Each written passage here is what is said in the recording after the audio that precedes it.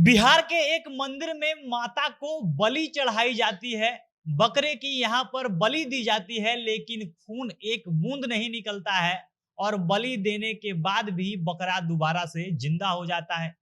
बिहार का भभुआ कैमूर वाला इलाका, कैमूर की पहाड़ियों में माता मुंडेश्वरी का एक मंदिर है और ये मंदिर अपने आप में इतना खास है कि इसके अंदर एक से बढ़कर एक अनोखी कहानियां भरी पड़ी है। मंदिर में जो माता की मूर्ति है, आप उसको आंख टिका के देख नहीं सकते हैं, आंख ही नहीं ठहरता है उस मूर्ति पे। इसके अलावा यहाँ पर बलि देने की परंपरा है और बलि अपने आप में इतना अनोखा है कि पूरे भारत में ऐसी बलि देने की परंपरा कहीं नहीं है। यहाँ पर पशु बलि की सात्विक परंपरा है और सात्विक परंपरा मतलब कि बलि तो दी जाती है, लेकिन खून नहीं निकलता, यानी उसको मारा नहीं जाता और बकरा मूर्छित हो जाता है एकदम से। बताया जाता है कि वो कुछ समय के लिए मर जाता है, लेकिन दोबारा अगर उस पे अक्षत और जो फूल है माता को छुआ कर फेंका जाता है, तो दोबारा से उसको जीवन दान मिल जाता है। एक और कहानी है कि मंदिर में ऐसा शिवलिंग है जो दिन भर में 3 बार रंग बदल देता है और आप कितना भी ध्यान लगाएं कि अब रंग बदलेगा, आपको पता नहीं चलेगा और रंग बदल चुका रहेगा। अब इस मंदिर की पूरी कहानी क्या है, यहाँ का रहस्यमय जो भी घटना होती है, इसके बारे में लोग क्या कहते हैं, विस्तार से इस पर वीडियो में आगे बात करेंगे। और उससे पहले नमस्कार, जनता जंक्शन देख रहे हैं आप और मैं हूं सन्नी मिश्रा।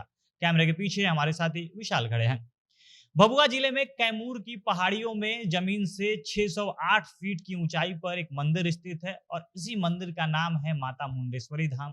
पूरा जो मंदिर का इलाका है माता मुंडेश्वरी धाम से के नाम से काफी प्रसिद्ध है और हमेशा यहाँ पे लोगों की भीड़ लगी रहती है। ऐसा माना जाता है कि अगर सच्चे मन से कोई भी मन्नत लेकर आइए तो यहाँ पे पूरा होता है और इसी का परिणाम है कि यहाँ पर केवल हिंदू ही नहीं बल्कि दूसरे धर्मों के लोग, वो मुस्लिम हो किसी और धर्म से आते हो, तमाम धर्मों के लोग यहाँ पे हमेशा पहुंचते रहते हैं और केवल नवरात्र ही नहीं, साल भर यहाँ पर एकदम भीड़ लगी रहती है। अब खास करके जब नवरात्र आता है तो जैसे कि माता के हर मंदिर में होता है, बलि देने की जो परंपरा है वो ज्यादा बढ़ जाती है। नवरात्र के लिए खास तौर पे जो श्रद्धालु हैं मन्नत मांगते हैं और मन्नत के रूप में वो बलि देने की मन्नत मांगते हैं कि मेरा ये जो सोच है वो पूरा हो जाएगा, हम जो चाहते हैं वो पूरा हो जाएगा, तो इस मंदिर में जाकर बलि चढ़ाएंगे। अब यहाँ पे भी खूब बलि दी जाती है और माता मुंडेश्वरी का जो धाम है बलि देने के लिए ही फेमस है।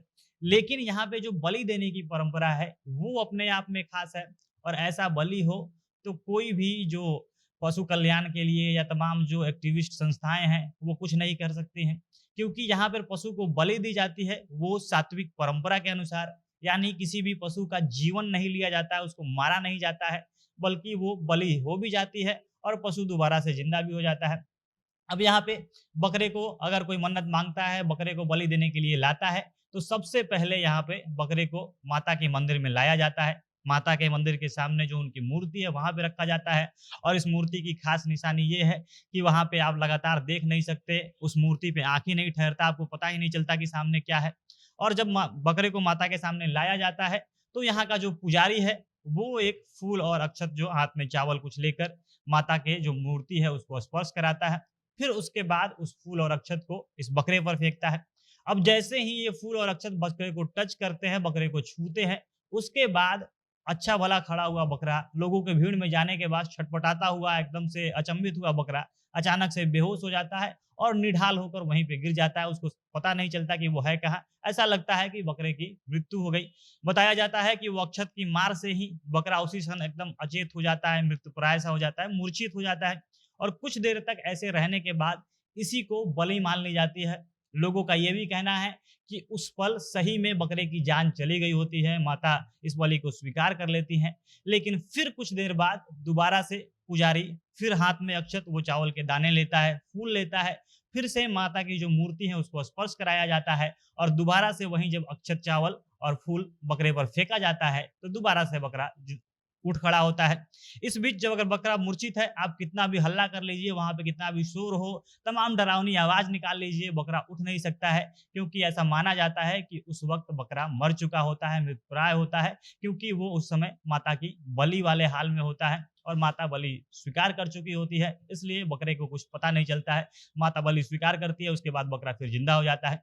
इसके अलावा एक और कहानी है। ये कहानी है इस मंदिर के अंदर, ये जो पूरा धाम है यहाँ पर एक खास शिवलिंग है और वो शिवलिंग पंचमुखी है। ये भी खास तौर पे होता है, बहुत रेयर केस में होता है, विरले ही ऐसा आपको देखने को मिलेगा कि भगवान शिव की कोई शिवलिंग हो और वो पंचमुखी हो। और इस पंचमुखी शिवलिंग का एक खासियत है कि ये समय-समय पर रंग बदलते रहता है।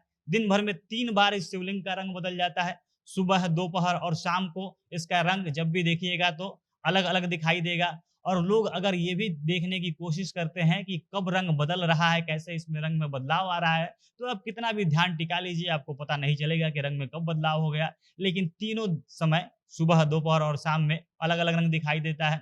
और देखते ही देखते रंग बदलने की जो परंपरा है, लोगों ने कोशिश भी की कि कैसे रंग बदल रहा है, क्या हो रहा है, क्या कोई यहाँ पे रासायनिक कुछ गतिविधि तो नहीं हो रही है, लेकिन कुछ भी पता नहीं चल पाता है।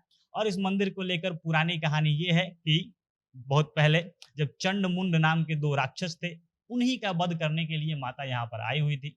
चंड को पहले वो वध कर देती हैं, उसको मार देती हैं, लेकिन इसके बाद उसका जो साथ वाला था मुंड, वो इसी पहाड़ी में छिप जाता है और माता यहीं पर इन्हीं कैमूर की पहाड़ियों में आकर मुंड के साथ युद्ध करती हैं, उसके बाद वहाँ पे वध करती हैं। और इसी कारण से जो कैमूर की ये पहाड़ी है, ज़मीन से 608 मीटर ऊपर माता मुंडेश्वरी धाम एकदम प्रसिद्ध है। और इसकी बलि की परंपरा और खास करके वो शिवलिंग काफ़ी चर्चा का विषय है। भारत में ये मंदिर पूरा अनोखा है और बिहार को इस मंदिर के नाम से काफ़ी बड़े स्तर पर और काफ़ी प्रचार के साथ इसको जाना जाता है। दूर-दूर से, पूरे देश भर से श्रद्धालु इस मंदिर में पहुँचते हैं और साल के 12 महीने इस मंदिर में भीड़ लगी रहती है। सभी धर्मों के लोग यहाँ पे पहुँचते रहते हैं।